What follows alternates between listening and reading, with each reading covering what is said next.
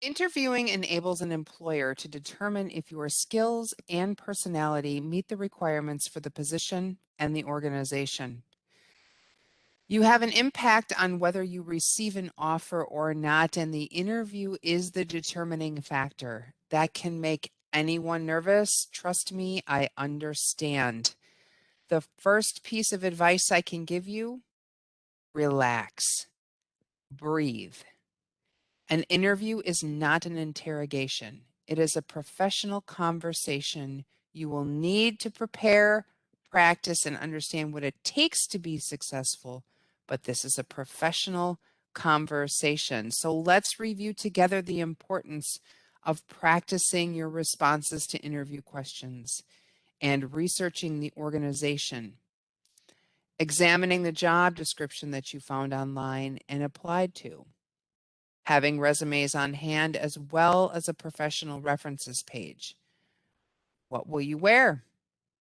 A phone interview can be the first step in the process, or even a video interview. It will be important to know and understand the spaces that you are in to receive a call or a video chat, and be aware of your technology setup. And how do you follow up after the interview? Interview questions. The part of the interview process that makes individuals the most anxious, yet is what makes the interview the interview. You have to know and understand how to sell your skills and qualifications to the person or people that you are speaking with. Understanding what employers are wanting to know when asking questions is a great first step. Let's look at some common questions. Tell me about yourself. This is an opportunity for you to discuss who you are as a professional, and you will want to avoid any conversation around personal information. If you have a background in healthcare, where did you start and how did you get to where you are today? If you don't have a background in healthcare, then talk about your passion for the medical assisting field and why you made the decision to pursue your education and become a medical assistant. Strengths and weaknesses. Everyone has them. Remember, I said that the interview is the place for you to sell your skills and qualifications, so you're not bragging when you speak about your strengths. Depending upon how the type of question is asked, you may speak to one or more of your strengths. Think back to your lab work or your externship experience and the areas that you really thrived in. Be sure to discuss patient care and communication as well. When it comes to a weakness, find a transferable skill that you've been working to improve on. Perhaps you worked on time management, for example, because you had family, work, and school to balance. You could simply state that while in school, you've been working on your time management skills by making use of lists and calendars. Maybe you've been calendarizing your days and your weeks. It's an area that you've been making positive improvements in, but you'd still like to continue to learn best practices as you advance within your medical assisting career. An employer just really wants to know that an employee understands the concept of continuous improvement and can recognize the areas in themselves that they just need a little work. It's as simple as that. Why do you want to work here? Understanding the mission and the vision of an organization and being able to align your own professional mission statement with theirs will provide an excellent response to this question. You certainly do not want to simply repeat their mission and vision statements back to them because they know them already. They want to know that you understand what they mean. It will be important to research each organization that you interview with and practice your responses. Every company has a company culture, and they want to know that you're a good fit for the team. Tell me about a time when you had a conflict, a misunderstanding, an upset customer, an upset patient. These types of questions all revolve around conflict resolution and your ability to work it out and get back to your job. It will be important to apply good communication skills when responding to this question. Do you have the ability to listen, empathize, and support and come to a positive resolution? You will need to include a short story about this topic. So pick an example that had a good outcome and didn't require you to run to a supervisor for assistance. You cannot make the statement, well, I get along with everyone and I've never had a misunderstanding at work. That's not true. Even if it's a small misunderstanding of some sort, communication was necessary to resolve the misunderstanding. Practice your response to this question several times until you become comfortable. These next two questions will also require an example of the steps you took to resolve an issue. An obstacle is something that gets in your way of progress. So, how did you get past it to be successful, whatever that obstacle might be for you? Going above and beyond is generally outside of what you would normally do to help someone achieve what they want to achieve or help them become more comfortable in a tough situation. Tell a short story about that. The most important concept to understand when it comes to responding to behavioral questions is that you must produce a response to each question. If you have truly never experienced something, then discuss something similar, but also talk about how you would approach the situation should it happen. Remember that you have your school experiences to use as examples as well. Medical assisting specific questions. Why do you want to become a medical assistant? Think about what we talked about when we discussed the question, tell me about yourself, especially if your background is not in healthcare. If you have a personal example of caring for your grandmother over a significant period of time, then it's okay to share that personal experience and use it as the inspiration for you becoming a medical assistant and wanting to care for patients. Just be sure to keep it brief and avoid the details about the care that you provided unless you're asked something specific. What experience do you have with electronic health records? You should be able to recall skills and information from your course in regard to electronic health records. And you can mention any computer experience from prior jobs, school, volunteer work, and how quickly you learn and adapt to new software technology. What does HIPAA mean to you? HIPAA is a huge concern for medical providers, and they expect their employees to take HIPAA very seriously. Confidentiality violations can result in extremely expensive fines. Be prepared to talk about specific confidentiality procedures when taking down patient information, walking away from your computer, and speaking on the phone to patients or other medical providers.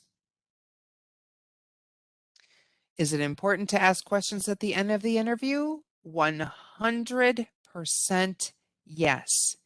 It shows your vested interest in the position and the organization. What are some of the major challenges that a new medical assistant might face in this position? Are there any skills needed for this position that we did not discuss yet? What are the next steps in the interviewing process? Can I reach out to you or can I follow up with you after the interview?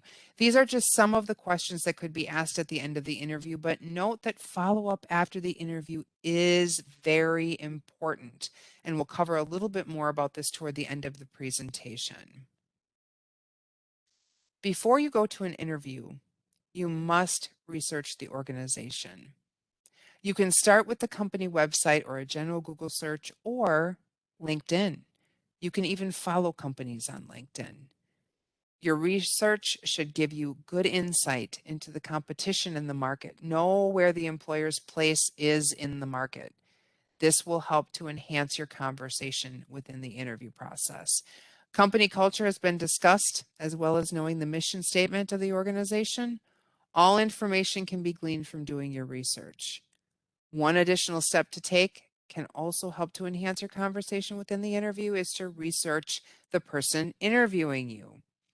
If you don't have a name to work from, then you can potentially find them on LinkedIn, or you can even call to ask. If you don't have a name that was given to you initially, call and ask. All right. Know the job description and how your skills and abilities align with the position. It is recommended that you either print or save the job description for each position that you apply to so that you can review it in detail prior to the interview. When you're saving it, make sure you're saving it, maybe copying and pasting it into a Word document so you're not saving it directly from the internet, because once the interviewing starts, you may not be able to access that information anymore. They may pull the job description offline. Be prepared to speak confidently about your education, your skills, and your abilities. What to bring to the interview? Copies of your resume, and I do recommend more copies than what you think you might need just in case. Copies of your professional references page. Certifications, licenses, letters of recommendation. You might receive a letter of recommendation or ask for a letter of recommendation from the person who oversaw your externship. Notepad and pen or a tablet. It's perfectly acceptable to take notes during an interview, and it's a great place to include that list of questions that you want to ask at the end of the interview. Phone, directions, company contact information. Should you get into an accident on the way to the interview, call them. Please call them after you call the authorities, but call them. Let them know what happened and ask if you can reschedule the interview.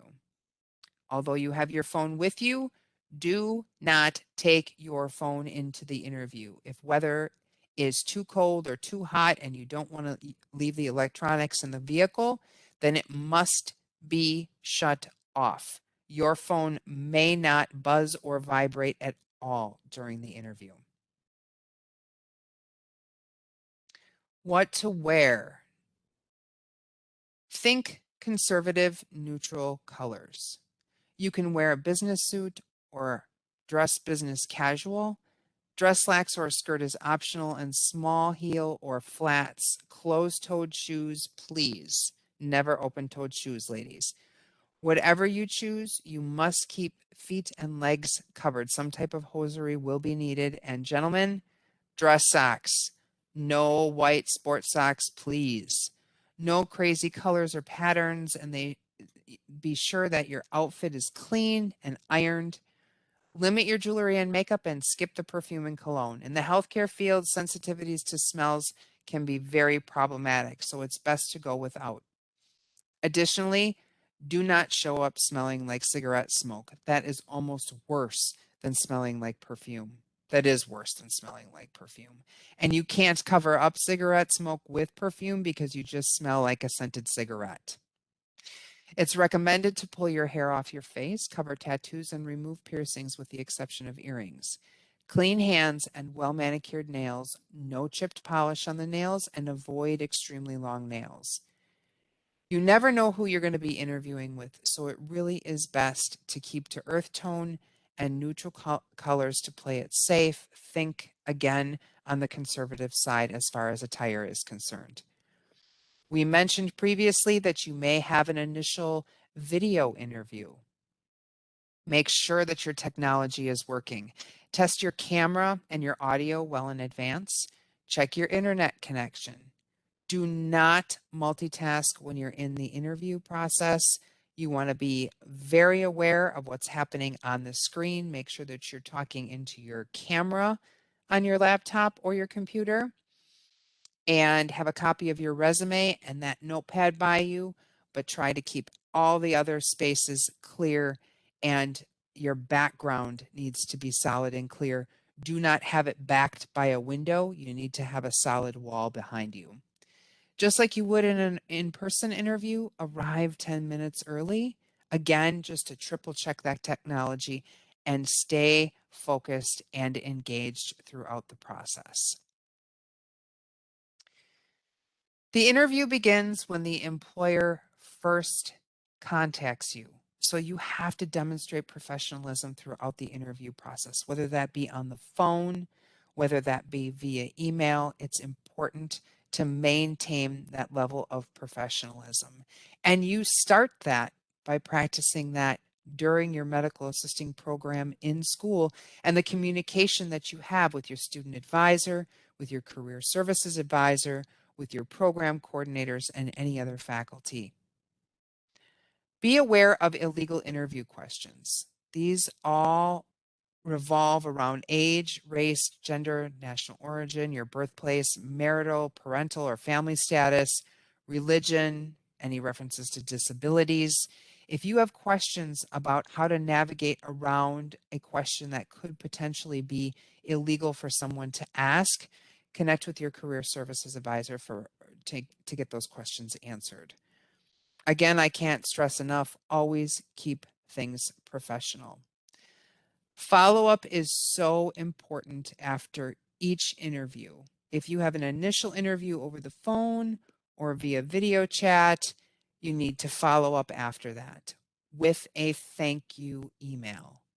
And I always encourage everyone that initial thank you email goes out right away, but if you can jot a handwritten thank you card and send that off in the mail, do it, which means you can't leave an interview without contact information. It is okay to reach back out to the employer within 1 to 2 weeks after the interview, especially if you are looking to have a second interview set up. If you have that second interview set up, then following up 1 to 2 weeks after that second interview is perfectly acceptable. Please make sure that you reach out to your career services advisor for any additional questions or support that you may need.